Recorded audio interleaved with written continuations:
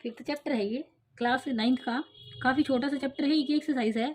इसमें कई सारी चीज़ें आपको लर्न रखनी है, याद रखनी है। उसकी बेसिक कंसेप्ट मैं आपको करा देती हूँ। जैसे कि इसमें डेफिनेशन दे रखी है, यूक्लिड्स डेफिनेशन, ऑक्सियम है और पोस्टुलेट है। ठीक है, सरफेस क्या है, लाइन क्या है, पॉइंट क्या है, ये सारी चीज़ें आपको पता है। फिर भी एक छोटी छोटी लाइन दे रखी है, मैं बता देती हूँ। इसमें पहला जो पॉइंट है वो है, a point is that which has no part. एक पॉइंट जो है, जैसे ये पॉइंट है, इसका कोई पार्ट नहीं है। इसका मतलब इसकी कोई डायमेंशन नहीं है ना, तो इसके पास कोई इसका क्या है कि ये भाई इतने से एरिया में आया हुआ है, इसका मतलब क्या है ना, तो इसका कोई एरिया है। ठीक है, हाँ अगर कोऑर्डिनेट में लेके चले तो ये हो सकता है कि इसके कुछ कोऑर्डिनेट हो, बट इसका कोई क्या है, एरिया नहीं है। तो पॉइंट जो है वो क्या है, नो पार्ट, उसमें कोई पार्ट नहीं है। A line is a breadthless length है। ब्रेथलेस लेंथ का क्या मतलब हुआ, जैसे एक ये लाइन है, ये बोलना क्या चाह रहा है, मतलब ये कह रहा है जो लाइन है ना वो एक लेंथ है, उसकी कोई ब्रेथ नहीं है, इसका मतलब कोई चौड़ाई नहीं है। ठीक है, तो ओनली उसकी क्या देखनी है, हमें लेंथ देखनी है, थिकनेस चेक नहीं करनी है। थिकनेस होती है उसकी मोटाई या फिर उसकी चौड़ाई। ठीक है, इस तरीके से है। The end of the line are points. जो जैसे ये लाइन है तो इसके एंड जो होते हैं वो क्या होते हैं, पॉइंट्स होते हैं। क्या है इसका मतलब, ये ए पॉइंट से शुरू होकर बी पॉइंट पे खत्म हो रही है, तो ये क्या है, ये लाइन है। इसको क्या बोलेंगे, लाइन सेगमेंट होता है। जैसे जिसका स्टार्टिंग और एंडिंग पॉइंट होता है वो लाइन सेगमेंट होता है। लाइन का तो ना तो कोई स्टार्टिंग पॉइंट होता है ना कोई एंडिंग पॉइंट होता है। जो लाइन होती है वो एक रे होती है, जैसे लाइट की रे साइंस पढ़ते हो आप लोग, वैसे ही लाइन होती है आपकी। Straight line is A line which lies evenly with the point on itself. एक स्ट्रेट लाइन जो है इज अ लाइन है which lies evenly with the point on itself, मतलब उसमें आते हुए सारे के सारे पॉइंट पे वो लाई करती है। सीधी लाइन इस तरीके से होती है। देखो एक लाइन को तो सीधा ही लाइन है, ऐसे ऐसे तो नहीं बोलेंगे लाइन है, ये तो कर्व शेप में चलती जाएगी। ठीक है, तो लाइन कैसे होगी, ए बी जैसे ये लगी हुई है।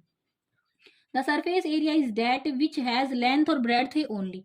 अब सरफेस एरिया, जैसे मेरे पास कोई ऐसे कोई शेप है, जैसे रेक्टेंगुलर शेप है, तो सरफेस एरिया क्या होता है, सरफेस एरिया क्या होता है जिसमें क्या है, लेंथ भी है और क्या है, ब्रेड्थ भी है। तो ये यही बोल रहा है, सरफेस एरिया क्या होता है, which has length and breadth only, से ज्यादा इसके पास कुछ नहीं है। तो लेंथ है या ब्रेड्थ है। अगर हाइट भी आ जाएगी तो वो किस में चेंज हो जाएगी, वॉल्यूम में चेंज हो जाती है, क्योंकि उसमें क्या है, कैपेसिटी है कि वो कितना कैरी कर सकता है। ठीक है, नेक्स्ट है, the edges of a surface are line. जो एजिज होते हैं, देखो ये एजिज है, ये वाला, ये वाली, ये वाली, ये वाली, तो ये जो है एजिज, ये क्या है, लाइंस है, दिख ही रही है। ठीक है, तो जो एजिज होते हैं वो क्या होते हैं, सरफेस के एजिज वो लाइन होती हैं। The plane surface is a surface which lies evenly with a straight line on itself. जो प्लेन सरफेस है वो सरफेस है which lies evenly with the straight line on itself. अगर प्लेन सरफेस की बात करें ना, देखो ये सरफेस मैंने बना दिया है, जैसे ये यहाँ से मुझे पता है टेबल है, ऊपर से टेबल रफ है या स्मूथ है, ये तो हमें उसके सरफेस से ऊपर वाली जो लेयर है उससे पता चलेगा। तो ये क्या बोल रहा है, जो प्लेन सरफेस होता है ना, उस पे जो ये ऊपर वाला जो सरफेस है ना, ये वाला, वो क्या होती है, उस पर सारी की सारी स्ट्रेट लाइन होती है। ठीक है, स्ट्रेट लाइन होगी तभी तो वो प्लेन क्या होगा, बिल्कुल ही सीधा होगा। ठीक है, बिल्कुल स्मूथ होगा, इस तरीके से रफ नहीं होगा। नेक्स्ट आपको पोस्टुलेट और ऑक्सियम याद रखने हैं। तो पोस्टुलेट जो है ना, असम्पशन है विच जो है that were be specific to geometry, geometry से रिलेटेड होंगे जितने भी आपके क्या होंगे, पोस्टुलेट होंगे। फिर ऑक्सियम क्या होंगे, ऑक्सियम जो होते हैं वो not specifically linked to the geometry, वो ज्योमेट्री से स्पेसिफिकली लिंक नहीं है, इतना सा डिफरेंस है। पोस्टुलेट जो है ना वो भी आपके असम्पशन ही है, बट वो रिलेटेड टू ज्योमेट्री है, और ऑक्सियम जो है वो रिलेटेड टू ज्योमेट्री, मतलब बिल्कुल एग्जैक्टली या स्पेसिफिकली रिलेटेड टू ज्योमेट्री आपको ऑक्सियम नहीं दिए जाते हैं, वो भी एक असम्पशन ही होती है। ठीक है, हाँ ये नहीं है कि सब गलत हैं, बट है असम्पशन ही, कुछ ना कुछ प्रूव करके, असम्पशन करके तब उनको प्रूव किया गया है। ठीक है, the things which are equal to the same, कुछ ये दे रखे हैं, things which are equal to the same things are equal to another. भाई ये भी लाइन अगर बतानी पड़ जाए तो ये बात होगी। देखो ये बराबर है, ए बराबर है बी के और बी बराबर है सी के, इसका मतलब ये है, तो ए भी बराबर होगा किसके, सी के। दो जो थिंग्स इक्वल हैं वो पहली और तीसरी भी इक्वल ही होगी, यही बोल रहा है, things which are equal to the same things. दो थिंग्स हैं जो एक ही चीज के इक्वल हैं, जैसे ए बराबर है बी और बी बराबर है सी, इसका मतलब क्या हुआ, ए बी के बराबर है और सी बी के बराबर है, तो ए सी के बराबर भी होगा ही होगा, इक्वल होगा। ठीक है, इसका मतलब ये था। If equal are divided to equal, added to equal, equals are added to equals, the whole are equal. इसका मतलब क्या है, इसका मतलब ये है, देखो ये दोनों इक्वल हैं, मैं इन दोनों में एक ही चीज ऐड कर दूं, यहाँ से प्लस सी कर दिया मैंने, यहाँ से भी प्लस सी कर दिया, ये पहले इक्वल थे, अब इनमें इक्वल ही चीज मैंने दोनों साइड ऐड कर दी, तो अब भी ये इक्वल ही रहेंगे। अगर वेरिएबल से अच्छा नहीं लग रहा है तो ये देखो, मेरे पास 20 kg मेरे पास शुगर थी, 20 kg मेरे पास सोल्ट था, मैंने 5 kg शुगर और ले लिया और 5 kg सोल्ट और ले लिया। वैसे इतना सोल्ट कोई रखता नहीं है, फिर भी मानने में क्या, 25 ही ये हो गया और 25 ही ये हो गया, तो पहले भी इक्वल थे अब भी इक्वल ही है, अगर हम सेम क्वांटिटी दोनों में ऐड कर देते हैं। थिंग्स विच फिर नेक्स्ट है fourth, things which coincide with one another are equal to one another. इसका मतलब है things which are coincide with one another are equal to one another. ये जो कोइंसाइड लिखा हुआ है इसका मतलब ये हुआ जैसे एक तरीके से जो वन के क्वाइन है वो बिल्कुल एग्जैक्टली सेम नहीं होते, अगर उसके दूसरे उसके ऊपर रखते हैं तो वो सेम आ जाता है। जैसे शादियों में प्लेट रखी होती है, बना तो वो सिलेंडर देती है, लेकिन एक जो प्लेट है वो दूसरी के क्या है, कोइंसाइड है, तो इसका मतलब क्या है, दोनों ही इक्वल है। ठीक है, ऐसे याद रखना है। तो नेक्स्ट है the whole is greater than the part. ये तो सीधी सी बात है, ये सिक्का है, इसका एक पार्ट गया ऐसे ऐसे, हाफ ऊपर है हाफ नीचे है, तो आधा जो है वो पूरे से तो छोटा ही है, या फिर जो हिस्सा होता है वो उसके पूरे पार्ट से तो क्या होता है, कम ही होता है। तो जो पूरा है वो किसी पार्ट से तो ज्यादा ही होगा। ठीक है, जैसे मेरे पास वन है, वन जो होगा उसका कितने पार्ट कर लो, 1/2 कर लो, 1/3 कर लो, तो वन तो हमेशा इसके पार्ट से तो बड़ा ही रहेगा। ठीक है, जैसे पिज्जा स्लाइस ले लो, ये पिज्जा है, इसके कितने भी पीस करो, कम से कोई सा भी पीस उठाना हमेशा इस पूरे पिज्जा से तो छोटा ही होगा। ठीक है, ऐसे ही the things which are double of the same things are equal to one another. Which are double, the things which are double of the same things are equal to, ये तो यही हो गया, ये सेम थिंग्स है, ये भी x है, ये भी एक्स है, और इनका डबल कर दो। ठीक है, things which are double of the same things, जो डबल है किसका, same things, are equal to one another. दोनों इक्वल ही थे, उनका डबल भी क्या ही होगा, इक्वल ही होगा। ऐसे ही है। सेवेंथ जो है उसका क्या है, things which are half of the same things, ये बोल रहा है आधा जो होगा वो भी बराबर ही होगा। अब मेरे पास 20-20 था, कुछ भी है 20-20 kg में है, अब मैं उसका हाफ करूँ तो 10-10 आएगा, वो भी क्या ही होगा, इक्वल होगा। ये तो वही है जिस, देखो कभी भी याद रखना, ये है एक्स है, ये वाई है, ये दोनों वेरिएबल बराबर है, ये आप पढ़ चुके हो पहले। इसको 2 से डिवाइड करूं, यहाँ से भी 2 से डिवाइड करूँ तब भी इक्वल है। इसको 3 से मल्टीप्लाई करूं बट इसको भी कर दूं तब भी बराबर ही है। इस मतलब इस पे मैं जहाँ ये इधर राइट हैंड साइड पे जो ऑपरेशन लगा रही हूँ, अगर लेफ्ट पे भी लगा रही हूँ, दोनों पे सेम ऑपरेशन अप्लाई होगा तो दोनों तब भी इक्वल ही होते हैं। ठीक है, ये आप सबको आता है पहले से, बस इस लाइन का मीनिंग आपको समझना है। फिर आ जाते हैं आपके पोस्टुलेट जो है 5। फर्स्ट पोस्टुलेट जो है वो क्या बोलता है, देखो ध्यान से समझना, थोड़ा सा इसमें कंफ्यूजन हो जाता है बच्चों को। जो पहला पोस्टुलेट है मैं सारे बताऊंगी आराम से। स्ट्रेट लाइन में be drawn from any one point to any other point. जो सीधी लाइन है ना वो एक पॉइंट से दूसरे पॉइंट की साइड जाती है, कुछ इस तरीके से। Drone from any one point to another point, एक पॉइंट से दूसरे पॉइंट की साइड ऐसे जाती है। ठीक है, तो ये होगी क्या है कि स्ट्रेट लाइन में be drawn the given two distinct point. Second है इसी का है ये पार्ट, हाँ ऑक्सियम है, इसी से रिलेटेड है। Given two distinct point there is a unique line. हमेशा याद रखना, अगर 2 पॉइंट आपको दे रखे हैं तो उनसे बस एक ही सीधी, यूनिक का मतलब है कि एक ही है। अगर मेरे पास यहाँ से एक पॉइंट ये है, एक पॉइंट ये है, तो यहाँ से इनको मिलाते हुए बस एक ही, देखो ये मेरा तो पॉइंट ऊपर ही रह गया, यहाँ मान लेना इस पॉइंट को। ठीक है, तो ये सीधी लाइन इन दोनों को पॉइंट्स को मिलाते हुए ऐसे खींची जाएगी। पॉइंट्स को नाम दो तो नाम दे लेना, मतलब 2 पॉइंट से एक ही स्ट्रेट लाइन खींची जा सकती है। हाँ, एक पॉइंट से कितनी स्ट्रेट लाइन हो सकती है, तो ये इनफाइनाइट मैनी हो सकती है, कितनी भी लगा लो कोई फर्क नहीं पड़ता है। बट एक सीधी स्ट्रेट लाइन अगर आप चाहते हो तो उसके लिए क्या चाहिए, एक स्टार्टिंग और एंडिंग पॉइंट चाहिए। तो 2 पॉइंट से बस एक ही लाइन खींची जाएगी, एक पॉइंट से बहुत सारी लाइनें खींची जा सकती हैं, किधर भी किसी भी डायरेक्शन में बनाओ, कैसे भी कर लो, वो आपकी इच्छा पे है। ठीक है, नेक्स्ट है a terminated line can be produced infinitely. जैसे ये लाइन है, इसे भी कोई मानो यही सबसे बढ़िया है, इसको किधर भी उतना बढ़ा लूँ, उधर भी कितना ही बढ़ा लूँ, तो ये क्या है, टर्मिनेटेड है। ठीक है, a terminated line can be produce infinitely, कितना भी बढ़ाया जा सकता हूँ, इनडेफिनेटली बढ़ सकती है, वो आगे पीछे बढ़ा दो। फिर थर्ड आता है इसका postulative, a circle can be drawn with any centre और एनी रेडियस। अभी कभी भी जैसे मैं अगर कंपास से लगाऊं, ये मैं कहीं भी रखूं उसके एक एज को, दूसरे एज से ऐसे सर्कल बना दूं, तो क्या मैं देखती हूँ रेडियस कितनी भी है, कितनी भी रेडियस से, और कहाँ कहीं भी रखो उसको, एक पॉइंट को, जैसे यहाँ पे कंपास रखा, ऐसे ऐसे रखा जाएगा और ऐसे लग जाएगी। ठीक है, तो कोई भी रेडियस हो और कहीं भी सेंटर मान के कोई भी सर्कल बनाया जा सकता है। ठीक है, फिक्स थोड़ी ना है सर्कल की रेडियस। तो इस तरीके से क्या, circle can be drawn with any centre and any radius. Fourth point है all right angles are equal to one another. सारे के सारे राइट एंगल जो होते हैं वो एक दूसरे के इक्वल होते हैं, तो ये तो होते ही हैं। राइट एंगल का मतलब ही 90 है, 90 तो 90 के इक्वल है ही। ठीक है, ये भी सीधी बात है। अब आ जाओ फिफ्थ पे, इसमें सबसे ज़्यादा समस्या होती है बच्चों को, ये मैं थोड़ा सा अच्छे से समझाऊंगी। पहले मैं थोड़ी सी इसकी ड्राइंग बना लेती हूँ। यहाँ से ये एक लाइन ऐसे बना दी, एक लाइन ऐसे बना दी, ये पॉइंट ए मान लिया, ये बी मान लिया यहाँ से, और ये यहाँ से सी मान लिया, और ये पॉइंट मान लिया यहाँ डी है, और ये लाइन थोड़ा सा इधर की साइड निकालना, ये डी है। अब इसको काटती हुई ये लाइन आ रही है, इसको पॉइंट पी मान रखा है, इसको क्यू मान रखा है। ये बता क्या रहा है, मैं बता रही हूँ आपको अभी। अब यहाँ से ये बने, अब इसमें क्या करना है, देखो इसका मीनिंग समझाती हूँ, थोड़ा सा बच्चों को कंफ्यूजन होता है इसमें, याद हो जाएगा फिर आराम से। If a straight line following on two straight line, सीधी लाइन ली है, पैरेलल नहीं ली है। हमने जो कर रखा ना कंसेप्ट याद, वो पैरेलल लाइन पे एक ट्रांसवर्स कट करके गई, वो वाला कर रखा है। इसने वो नहीं बोला है, वो कंडीशन भी आपको समझाएगा, बट पहले इसको समझो ये बोल क्या रहा है। दो सीधी लाइन है, एक लाइन और सीधी उसको कट करके गई। Make the interior angle, interior बने तो हुए अंदर की साइड जो होते हैं, ठीक है।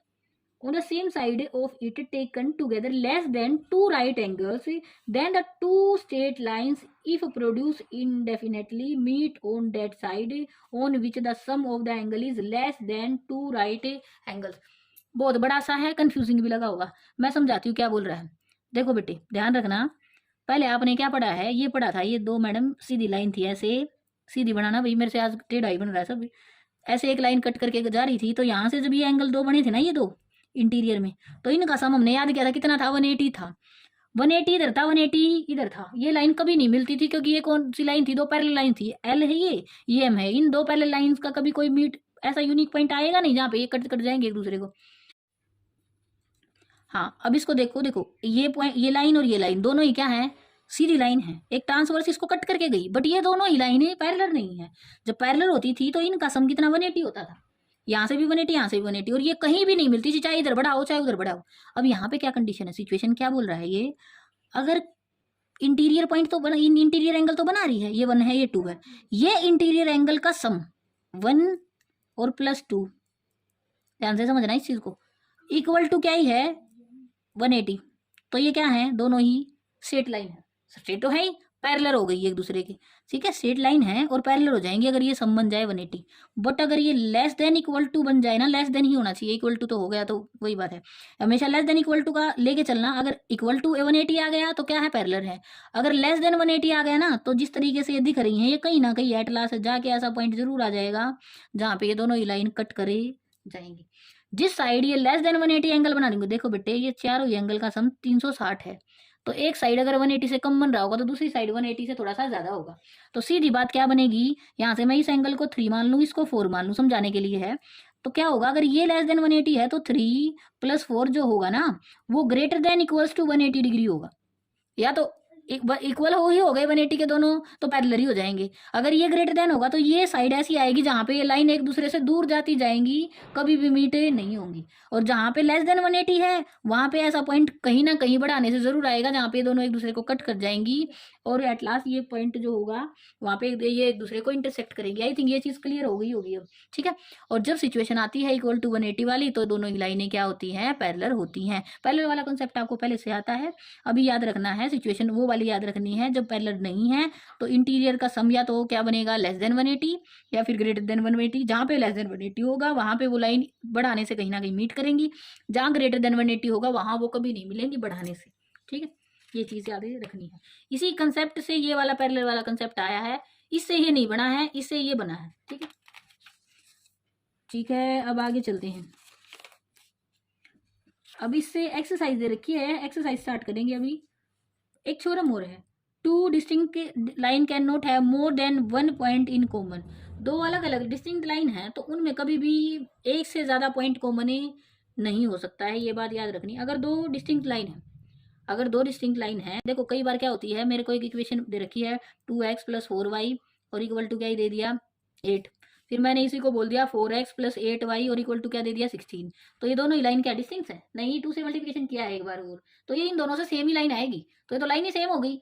बट डिस्टिंक्ट लाइन होनी चाहिए, डिस्टिंक्ट लाइन अगर होंगी या तो उनमें कोई भी कॉमन पॉइंट होगा ही नहीं होगा, ज्यादा से ज्यादा होगा तो एक यूनिक सॉल्यूशन आएगा और वही उनका कॉमन पॉइंट होगा। 10th में पढ़ोगे और अच्छे से इस चीज को, बट अभी याद रखना, तो डिस्टिंक्ट लाइन है तो दोनों का या तो यूनिक सॉल्यूशन होगा या फिर क्या ही होगा, उसका कोई पॉइंट उनमें हो सकता है कि कॉमन ना ही हो, कभी भी वो एक दूसरे से ना मिले, ठीक है। तो या तो नो सॉल्यूशन आ जाएगा या फिर उसका यूनिक सॉल्यूशन होगा। अगर यूनिक होगा तो मोर देन है, एक पॉइंट से ज्यादा उनमें कॉमन नहीं हो सकता है, ठीक है, ये याद रखना है। फिर आ जाता है एक्सरसाइज 5.1 है।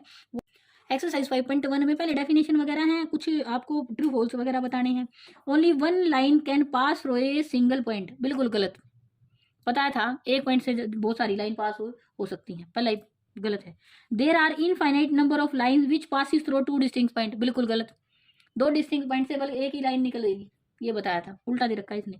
A terminated line can be produce indefinitely on both side, ये बिल्कुल ठीक। टर्मिनेटेड लाइन होती है दोनों साइड डेफिनेटली वो बढ़ा सकते हैं उसको कितना भी। If two circle are equal then their radius are equal, बिल्कुल सही। अगर सर्कल इक्वल है तो सर्कल इक्वल तभी होंगे जब उनकी रेडियस इक्वल होगी। इन फिगर दे रखी है, ये लाइन ए बी बराबर है पी क्यू है और पी क्यू बराबर है एक्स वाई, तो ए बी बराबर किसके हो जाएगा, एक्स वाई के, ये ठीक है। पहला दूसरे के बराबर, दूसरा तीसरे के बराबर, पहला तीसरे के बराबर होगा ही होगा, ठीक है, ये याद रखना। अब जो सेकंड है उसमें आपको ओनली डेफिनेशन लिखनी है, ये आप खुद लिखोगे। थर्ड में आपको करा रही हूँ पैरेलल परपेंडिकुलर लाइन, ये सब आपको आता है, लिख लेना उसको, ठीक है। लाइन सेगमेंट ये बता दिया था मैंने, रेडियस सर्कल की, अगर अभी तक सर्कल की रेडियस का भी नहीं पता है क्या होती है तो कुछ नहीं। कंसिडर टू पोस्टुलेट हैं गिवन बिलो, ये दे रखे हैं, given any two distinct point A B there exists a point C which is in between A B। देखो क्या बोल रहा है, टू डिस्टिंक्ट पॉइंट है, A है ये और ये क्या है, B है, ठीक है। अब एक पॉइंट है C, third point which is in between A B, C point यहाँ मान लो इन दोनों के बीच में है, ठीक है। अब नेक्स्ट है there exist at least 3 point that are not on the same line को, ये पहला और दूसरा जो ये क्वेश्चन के पार्ट नहीं है, ये पोस्टुलेट है, इसके अकॉर्डिंग तो बताना है आपको ये कंसिस्टेंट है या नहीं है। कंसिस्टेंट तो है ये, क्यों है, क्योंकि दोनों में डिफरेंट सिचुएशन है, दोनों स्टेटमेंट को पढ़ना, फर्स्ट वाली को सेकंड वाली को, दोनों में अलग अलग स्टेटमेंट है, ठीक है। तो ये दोनों तो है ही हैं। फिर ये क्या बोला, फर्स्ट स्टेटमेंट में क्या बोल रहा है, ए और बी दो पॉइंट है, उनके बीच में पॉइंट सी है, ठीक है। इस क्वेश्चन का जो फर्स्ट पॉइंट है वो ये बोल रहा है दो डिस्टिंक्ट पॉइंट है और बीच में है सी। अब लाइन बीच में होने का मतलब ये नहीं है कि इस लाइन पे ही है सी, हो सकता है सी यहाँ हो, कहीं कहीं भी, ठीक है। इनके बीच में है तो जरूरी नहीं है कि क्या ये इसी लाइन पे है। फिर उसने क्या ही बोला है, there exist at least 3 point that are not on the same line, कम से कम 3 पॉइंट एक लाइन पे नहीं होंगे, तो ये पोस्टुलेट को फॉलो नहीं कर रहा है। देखो पोस्टुलेट में तो ये बोला गया था कि 2 पॉइंट से एक लाइन बनी, उसमें तीसरे पॉइंट का कोई जिक्र नहीं था, तीसरा पॉइंट उस पर हो ना हो। अब इस पे यहाँ से लेके यहाँ तक बहुत सारे पॉइंट, ठीक है, तो ये तो कोई बात नहीं हुई, इस लाइन पे तो बहुत सारे पॉइंट है, नंबर लाइन आपको पता तो है क्या है। इस पॉइंट से अगर मैं बात करूँ ना 0 से 1 के बीच में भी, उसमें भी इनफाइनाइट मेनी पॉइंट्स हो जाते हैं, ठीक है। तो ये तो नहीं कर रहा है किसको, उस पोस्टुलेट को फॉलो। इसके सेकंड जो बोलने का है इसका, there exist at least 3 point that are not on the same line, तो कम से कम 3 पॉइंट ऐसे होंगे जो सेम लाइन पे नहीं होंगे। ऐसे तो इस लाइन से बाहर बहुत सारे पॉइंट है, ठीक है, तो कम से कम 3 का तो कोई मतलब नहीं बनता है, ठीक है। तो ये उसको पोस्टुलेट को फॉलो नहीं कर रहा। इससे आगे का ना इसका क्वेश्चन 4 है, 5 है, ये सारे आसान है। देखो मैं बता देती हूँ क्वेश्चन 4 जो है उसमें क्या ही बोल रहा है। क्वेश्चन 4 में जो है, if A C is a point line in between A और बी, ये ऐसे दे रखा, सी पॉइंट बीच में है। अब इसने बोला ए सी जो है वो बी सी के बराबर है, तो ये पार्ट और ये पार्ट इक्वल है। प्रूव करना है ए सी जो है वो half of B C A B है, ठीक है, ये करना है। Explain by drawing the figure, ये फिगर तो मैंने ड्रॉ करी रखी है, एक्सप्लेन और कर देते हैं। इसने बोला है ए सी जो है वो किसके बराबर है, बी सी के बराबर है। इसका मतलब क्या हुआ, आधा पार्ट ये है और आधा पार्ट ये है, ठीक है। तो ये दे रखा है इसने। अगर मैं यहाँ से लिख दूँ ए सी प्लस बी सी जो है वो किसके बराबर है, ए बी के बराबर है। यहाँ से इसको फर्स्ट मान लेती हूँ, बाय फर्स्ट में लिख दूँ। यहाँ से मुझे ए सी को दिखाना है, तो ए सी और बी सी की जगह भी मैंने क्या यूज कर लिया, ए सी, और इक्वल टू क्या ही है, ए बी। अब ये ए सी जुड़ के क्या ही होगी, 2AC होगी, और इक्वल टू क्या ही है, ए बी। अब इस ए सी को मैं यहाँ रख लूँ और इसको 2 को उधर ले जाऊँ, तो ये किसके हो जाएगा, 1/2 AB। लिखना कैसे है, इसने बोला है इसको आपको क्या करना है, प्रूव करना है। तो पहले लिखना गिवन है, फिर उसके बाद लिखना है टू प्रूव, फिर उसके बाद लिखना है ये क्या है, प्रूफ। ऊपर वाला बेटे आप खुद लिखोगे, और प्रूव हमने कर दिया, ठीक है। ये हो गया 4th क्वेश्चन। 5th क्वेश्चन भी बहुत आसान है। क्वेश्चन 4 ही है, point C is called the mid point of line segment A B, prove that every line segment has one and only one mid point होगा। इसने बोला कि बस एक ही मिड पॉइंट होगा। अच्छा नहीं मान रहा है, तो आप ये मानो एक नहीं 2 पॉइंट है, यहाँ से मान लो, यहाँ से सी डैश मान लो जो मिड पॉइंट है, ठीक है, 2 मिड पॉइंट है लाइन के, ऐसे मान लिया। प्रूव करके दिखाएंगे। अगर उसके अकॉर्डिंग चलूँ तो ए सी मिड पॉइंट है, ये सी मिड पॉइंट है, तो ए सी बराबर होगा किसके, बी सी के। ये आ गया फर्स्ट मेरा, ठीक है। यहाँ से अगर सी डैश भी मिड पॉइंट है तो ए सी डैश भी बराबर होगा किसके, बी सी डैश के। ये आ गया मेरा सेकंड पॉइंट, ठीक है। तो यहाँ से कभी ऐसा हो सकता है, एक ही पॉइंट है, एक लाइन पे एक पॉइंट है, जो 2 पॉइंट है जो हाफ हाफ कर रहे हैं किसी लाइन को, ऐसा बन गया। अगर इसको और थोड़ा सा मॉडिफाई करूँ तो ये भी क्या ही है, हाफ ऑफ ए बी, और ये भी क्या ही है, हाफ ऑफ ए बी। तो ये तो सारे के सारे इक्वल हो गए, तो इसका मतलब आ गया सी बराबर है सी डैश, बी सी बराबर है बी सी डैश, ये सब बराबर हो गए। तो ऐसा तो पॉसिबल तभी है जब क्या हो जाए, C and C dash lies on C पे ही लाई करेगा, ठीक है, ये तभी होगा, ऐसा थोड़ी ना होता है। तो ये आपको ड्रॉ करके तब करना है, ऐसे ही होगा ये भी। अब क्वेश्चन 6 देखो, 6 में आपको बना लेनी है फिगर, आसान है इसका सारा, ये जो रहा गया है इसका पार्ट है, ये ए, ये बी, ये सी पॉइंट है और ये डी है, ठीक है, ये है, ये फिगर दे रखी है। इसमें गिवन जो है उसको लिख लेना। गिवन जो है वो ये है मेरे पास, ए सी जो है वो बराबर है किसके, बी डी के। ए सी बी डी के बराबर है। प्रूव क्या करना है, प्रूव ये करना है कि ए बी जो है वो बराबर है किसके, सी डी के। ए बी बराबर है सी डी। अब देखो इसमें क्या लिखोगे, ए बी ये बराबर है किसके, सी डी के। अब देखो ए सी ये गिवन है, प्रूफ में लिखना, प्रूफ यहाँ से ए सी बराबर है किसके, बी डी के। अब दोनों में से बी सी माइनस कर रही हूँ, ये बी सी इसमें से भी और इसमें से भी। देखना जरा, A C minus B C equal to है, यहाँ से ये बी डी था, मैंने गलती से बी सी लिख दिया, बी डी है ये, देखो ये दे रखा, बी डी और बी डी में से माइनस कर दिया बी सी। यहाँ से ए सी में से ये बी सी हट गया तो क्या बच गया, ए बी। और यहाँ बी डी में से भी बी सी घट गया तो ये क्या बच गया, सी डी। यही तो प्रूव करना था, ये तो प्रूव हो गया, आसान है। ठीक है, इतना इतने ईजी है इसके क्वेश्चन सारे।